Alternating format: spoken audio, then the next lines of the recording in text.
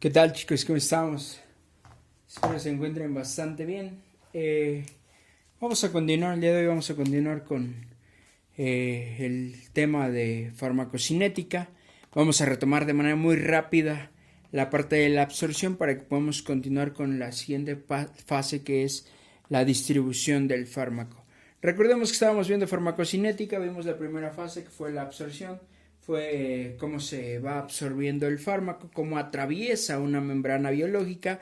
Recordemos que vimos métodos de difusión, difusión pasiva, pasiva facilitada, difusión activa y pinocitosis. Y finalmente, al último comentamos que dependía de la vía de administración del fármaco la biodisponibilidad que iba a tener este fármaco. Relacionado a eso, entonces yo les dejé investigar algunas vías de administración. Vías directas, bueno, ya vimos que las clasificamos en vías directas y vías indirectas.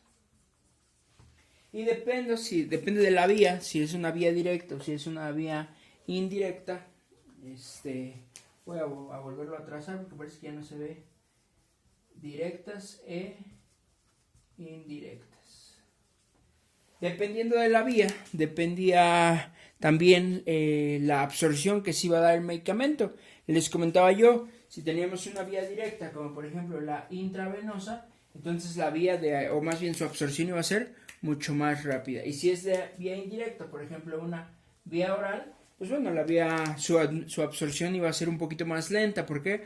Porque tenía que pasar por varias membranas biológicas, tenía que ir pasando por diferentes, digamos así, órganos. Entonces, quedamos que había una biodisponibilidad, incluso habíamos establecido que la biodisponibilidad de un fármaco, vamos a ponerlo aquí como biodisponibilidad, la biodisponibilidad de un fármaco dependía mucho de la vía de administración que tuviera, y quedamos que una vía de administración directa tenía un 100% de biodisponibilidad y una vía indirecta tenía un 75% de biodisponibilidad. En clases anteriores o en las primeras clases ya te había yo explicado más o menos en qué consistía esta parte de la biodisponibilidad, pero vamos a verlo ya a más grandes rasgos, un poquito más detallado, ¿sale? Bien, entonces tenemos finalmente una vía de administración. Vamos a hablar de la primera, que será la vía oral. En este caso vamos a administrar o vamos a hablar de un fármaco que se va a administrar vía oral. El fármaco es consumido por el paciente y el paciente, ¿qué es lo que hace? Al consumir el fármaco baja hacia el esófago, y en el esófago encuentra nuestro primer órgano importante, que en este caso es el estómago. Imagínense que ese es un estómago. Entonces quedamos que el fármaco dice, más bien el estómago dice, bueno, ok, yo te voy a dar chance pasar, pero yo tengo que empezar a absorber. En este caso tienen mucho que ver los ácidos gástricos. El ácido clorhídrico empieza a hacer un proceso de absorción. Entonces propiamente el estómago, por más que no quiera, pues tiene que absorber algo. Entonces dice, bueno, ok, a mí déjame algo para que pueda yo empezar a trabajar, pueda yo empezar a absorber el fármaco. Entonces el estómago, ahora sí vamos a establecer porcentajes como tal. Tenemos que llegar a una meta del 75%. Entonces el estómago dice, bueno, ok, yo te voy a dejar pasar, déjame algo de fármaco. Entonces el estómago se queda con un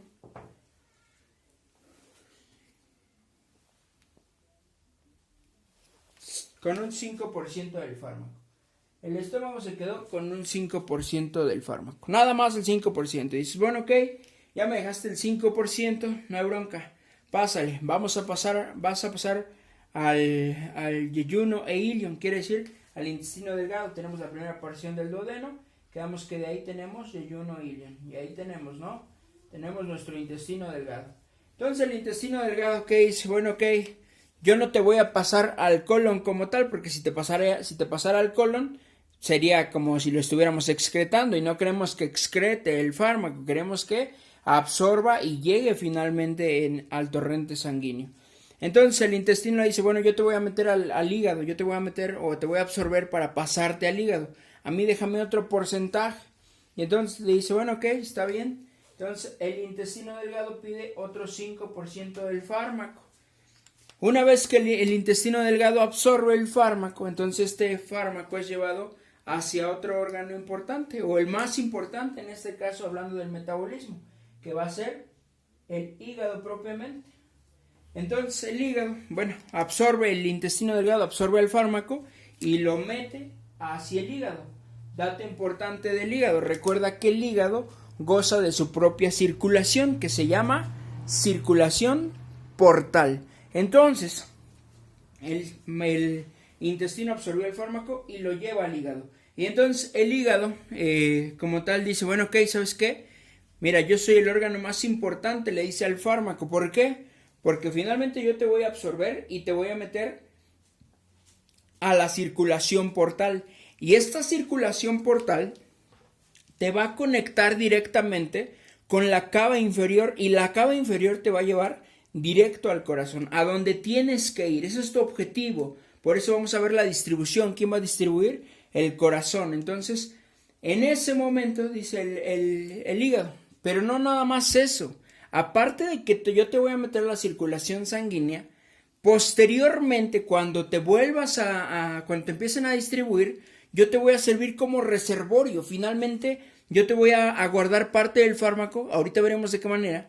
Pero te voy a guardar parte del fármaco para que lo vaya yo distribuyendo poco a poco. Y a pesar de eso, o sea, si no fuera suficiente con eso, yo todavía voy a hacer el proceso de metabolismo. Yo soy el que te va a metabolizar para poder excretarte. Entonces dice, bueno, ok, yo necesito un poquito más de tajada del pastel, yo quiero un poquito más.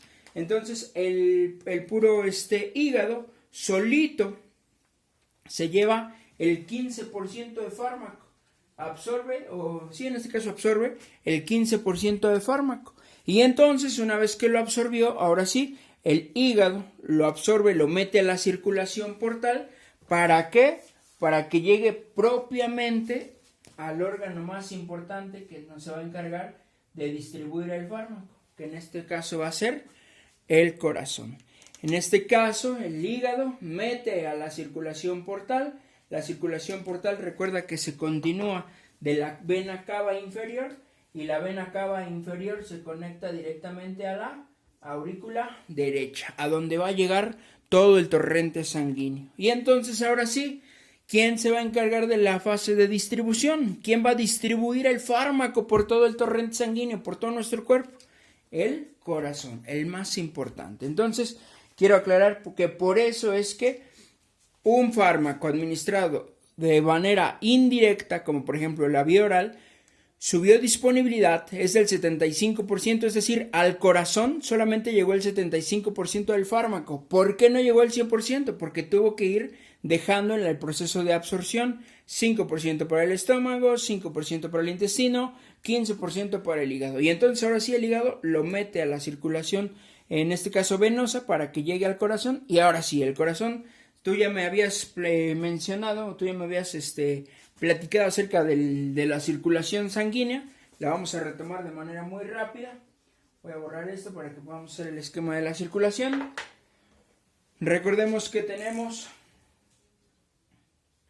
en este caso, cámaras de nuestro corazón, 4 cámaras, aurículas y ventrículos. Entonces, una vez que llega el fármaco, llega a la aurícula derecha. Vamos a recordar rápidamente: circulación del corazón, aurícula derecha, pasa hacia el ventrículo derecho, pasa por la válvula tricúspide, de la válvula tricúspide pasa al ventrículo derecho. El ventrículo derecho, ¿hacia dónde va a conectar? Hacia la válvula pulmonar. ¿Para qué? Para que precisamente salga por la arteria pulmonar, vayan a hacer el proceso precisamente de hematosis, que quiere decir intercambio de gases, regrese por la vena pulmonar. Dato cultural ahí para todos: recuerden que la arteria pulmonar es la única arteria que transporta sangre con poco oxígeno, y la vena pulmonar, que es la que regresa hacia la aurícula izquierda, es la única vena que transporta sangre oxigenada o rica en oxígeno. ¿Por qué? Porque está regresando de los pulmones, porque fue a hacer el proceso de hematosis. regresa a la parte izquierda, aurícula izquierda, pasa por la válvula mitral hacia el ventrículo izquierdo y del ventrículo izquierdo pasa hacia la válvula aórtica. ¿Para qué? Para que vaya propiamente al famosísimo callado aórtico y este callado aórtico sea el que reparta toda la circulación hacia todo el organismo. Si tú recuerdas, nada más ahí igual como dato, tenemos el callado aórtico, las arterias más importantes que salen, subclavia izquierda, carótida común izquierda, y aquí tenemos, si te das cuenta, aquí son dos vasos, aquí nada más es uno, este se llama tronco brachiocefálico, igual tiene su subclavia derecha común y su carótida común derecha, ¿sale? Y entonces ahora sí, el fármaco es distribuido por medio del torrente sanguíneo, se distribuye en este caso. Ahorita veremos también de qué otra manera se puede distribuir, o más bien de qué depende su distribución, que ya veremos que ahí tienen mucho que ver las proteínas plasmáticas. Entonces se empieza a distribuir, se distribuye ese fármaco y entonces va a llegar a su órgano diana, que habíamos dicho en algún momento que una diana es, digámoslo así, una puntería, ¿no? Unos aros de puntería. Entonces por eso se refiere a órgano diana, porque es a donde tiene que ir a actuar. Ese es el objetivo, el órgano, llámese cualquier órgano. Por ejemplo, te voy a poner un ejemplo muy rápido. Si hablamos de que, por ejemplo, le vamos a dar, no sé, un anticonvulsivante. ¿Cuál es el órgano que tiene que ir a deprimir o a dónde tiene que ir a actuar? ¿Cuál es el órgano diana? Pues seguramente el cerebro o el sistema nervioso central. Entonces, ese es el órgano diana, donde tiene que ir a actuar el fármaco, ¿sale? Entonces, de eso se encarga la distribución. Esto es distribución. El cómo llega el fármaco, insisto, esto es distribución. ¿Cómo es que llegó el fármaco al torrente sanguíneo, o más bien al corazón? Y ahora sí, el corazón se encarga de repartir todo ese fármaco hacia el órgano que tiene que ir a actuar, ¿sale? Entonces, eso es distribución. Ahora bien, hacíamos una primera pregunta en la parte de la absorción, de qué dependía la absorción. Igual aquí, hacemos otra pregunta, ¿de qué depende la distribución? Vamos a ponerlo acá, ¿de qué depende esta distribución? ¿De qué va a depender? ¿De qué va a depender de que se lleve a cabo una buena distribución? ¿Cuál va a ser esos factores que van a jugar para que este fármaco llegue a su órgano diana? Bien, tenemos tres cosas importantes de las que depende una buena distribución. Depende primero del gasto cardíaco. Esa era una buena pregunta para ti. ¿Qué es el gasto cardíaco? Pero bien, yo te la voy a responder. El gasto cardíaco, recuerden que es la cantidad de volumen que es capaz de eyectar el corazón, es decir, cuánta sangre va a salir de este corazón, es decir, qué tanta fuerza va a tener el corazón para que pueda sacar esa sangre hacia todo el torrente sanguíneo, recordando que es circulación mayor, ¿no? Dato importante igual aquí, corazón a pulmón se llama circulación menor, del corazón a todo el organismo, como tal todo el organismo se llama circulación mayor, ¿cierto? Entonces, ¿de qué depende esta distribución del fármaco? Del gasto cardíaco, es decir, qué tanta sangre, qué tanta cantidad de sangre puede inyectar, en este caso, el corazón. ¿De qué otra cosa depende? También depende mucho de la irrigación que tengan los órganos, de la irrigación. Por ejemplo, quedamos que en algún momento va a pasar nuevamente por el hígado. Entonces, si hay una buena irrigación en el hígado, digamos así que va a fluir de manera rápida o de mejor manera. A diferencia de, por ejemplo, si administramos un fármaco en un paciente que tiene a lo mejor una insuficiencia hepática, obviamente al haber una insuficiencia hepática hay una disminución en la irrigación del órgano, es decir, no está circulando bien la sangre en el órgano. Por lo tanto, la distribución del fármaco, es decir, cómo se va a repartir, va a ser deficiente por esa irrigación. Y finalmente también depende mucho de la permeabilidad capilar. Permeabilidad capilar. ¿Qué quiere decir con permeabilidad capilar? Recuerda que un capilar es la unión de una arteria y de una vena. Entonces depende de qué tan, digamos, si vasodilatada esté ese capilar, depende de qué tanta buena irrigación hay en esos capilares, también va a depender esa distribución del fármaco, ¿sale? Entonces son tres cosas importantes de las que depende una buena irrigación, una buena distribución del fármaco. El gasto cardíaco, es decir, que sea una adecuada cantidad de sangre que esté inyectando el corazón. Por ejemplo, podemos tener pacientes con una cardiopatía hipertensiva, que son muy frecuentes, aquellos pacientes que tienen 10, 15, 20 años con hipertensión descontrolada, incluso ya tienen su cardiopatía o su cardiomegalia, ya se les hizo grandote el corazón. Entonces, como ya se hizo grandote el corazón, es como todo músculo. En el siguiente video te lo voy a explicar de mejor manera para que no pese tanto el video y sea más fácil subirlo.